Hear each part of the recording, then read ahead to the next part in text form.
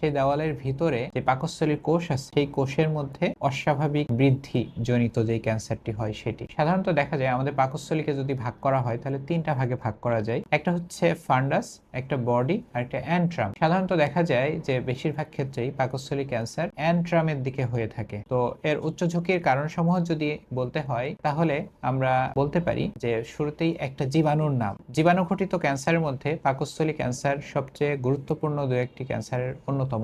আসসালামু আলাইকুম সুপ্রিয় দর্শক, আমি ডাক্তার মোহাম্মদ তৌসিফুর রহমান। আজকে আমরা যে বিষয়টি নিয়ে আলোচনা করব খুবই গুরুত্বপূর্ণ এবং খুবই উপযোগী একটি সময় উপযোগী একটি বিষয় নিয়ে, এবং সেটা হচ্ছে যে পাকস্থলী ক্যান্সার এর উচ্চ ঝুঁকির কারণসমূহ। তো আমরা উচ্চ ঝুঁকির কারণসমূহ বলার আগে শুরুতেই আমরা জেনে নিই যে পাকস্থলী ক্যান্সার কি, পাকস্থলী কি, এই ব্যাপারগুলা। পাকস্থলী ক্যান্সার হচ্ছে আমাদের শরীরে যে পাকস্থলী আছে স্ট্রমা, সেই স্ট্রমাকের ওয়াল বা স্ট্রমাকের যে দেওয়াল আছে সেই দেওয়ালের ভিতরে যে পাকস্থলীর কোষ আছে সেই কোষের মধ্যে অস্বাভাবিক বৃদ্ধি জনিত যে ক্যান্সারটি হয় সেটি সাধারণত দেখা যায়। আমাদের পাকস্থলীকে যদি ভাগ করা হয় তাহলে তিনটা ভাগে ভাগ করা যায়। একটা হচ্ছে ফান্ডাস, একটা বডি আর একটা অ্যান্ট্রাম। সাধারণত দেখা যায় যে বেশিরভাগ ক্ষেত্রেই পাকস্থলী ক্যান্সার অ্যান্ট্রামের দিকে হয়ে থাকে। তো এর উচ্চ ঝুঁকির কারণসমূহ যদি বলতে হয় তাহলে আমরা বলতে পারি যে শুরুতেই একটা জীবাণুর নাম। জীবাণুঘটিত ক্যান্সারের মধ্যে পাকস্থলী ক্যান্সার সবচেয়ে গুরুত্বপূর্ণ দু একটি ক্যান্সারের অন্যতম।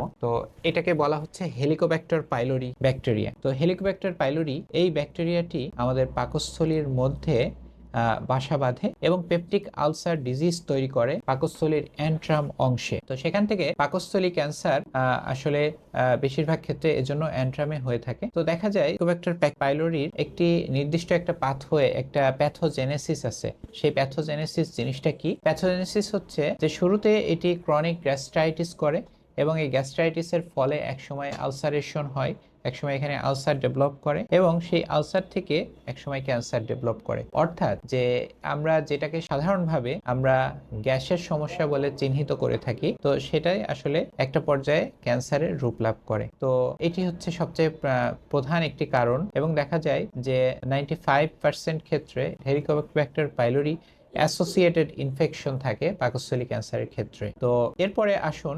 খাদ্যাভ্যাস। যারা স্পাইসি ফুড খায়, স্পাইসি ফুড যেমন যে pickled food, salted food, dry food, canned food, processed food, এই খাবারগুলো যারা খায়, যারা ফ্রেশ খাবার খায় না, তো তাদের মধ্যে পাকস্থলী ক্যান্সারের চান্স বেশি থাকে। এবং এ জাতীয় খাবার দেখা যায় যে চাইনিজ এবং জাপানিজরা বিশেষ করে বেশি খেয়ে থাকে এবং তাদের মধ্যে পাকস্থলী ক্যান্সারের প্রবণতাও এই কারণে বেশি। বর্তমানে আমাদের দেশেও এই ধরনের পোড়া খাবার, পিকেলড বা সংরক্ষিত খাবার, এগুলো খাওয়ার প্রবণতা বেড়ে গেছে। যেমন বারবিকিউ টাইপের খাবার, এগুলো খাওয়ার সম্ভাবনা বেড়ে গেছে। তার কারণে আমাদের দেশেও কিন্তু পাকস্থলী ক্যান্সারের হার অনেক বেড়ে গেছে। বিশ্বে প্রতি বছর প্রায় 11 লক্ষ মানুষ পাকস্থলী ক্যান্সারে আক্রান্ত হয়, যার মধ্যে প্রায় 8 লক্ষ মানুষই মৃত্যুবরণ করে। অথচ আমরা যদি একটু প্রচেষ্টা করি, আমরা যদি গ্যাসের সমস্যা বা পাকস্থলী ক্যান্সার সমস্যাগুলো আমরা যদি সঠিকভাবে চিকিৎসা করি, একটা এন্ডোস্কোপি পরীক্ষার মাধ্যমে আমরা যদি দেখতে পারি যে তার আসলে এটা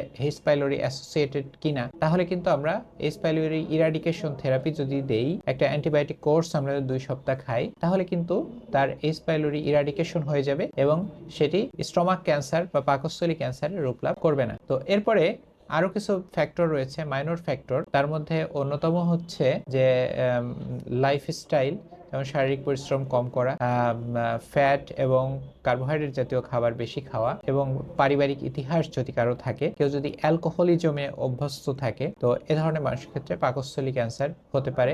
কারো যদি রেডিয়েশন এক্সপোজারের হিস্ট্রি থাকে, তাদের ক্ষেত্রেও পাকস্থলী ক্যান্সারের সম্ভাবনা বেশি থাকে। তো প্রিয় দর্শক, আমরা পাকস্থলী ক্যান্সারের উচ্চ ঝুঁকির কারণসমূহ জানলাম এবং এটা আমরা কিভাবে প্রতিরোধ করতে পারবো সে বিষয়েও আমরা বুঝতে পারলাম। আসুন আমরা যে বিষয়টা জানলাম নিজে সচেতন হই, পরিবার এবং সমাজকে সচেতন করি। আমার আপনার সকলের ঐকান্তিক প্রচেষ্টায় দূর হোক ক্যান্সার চিকিৎসার সকল অন্তরায়। সবাই ভালো থাকবেন। আসসালামু আলাইকুম।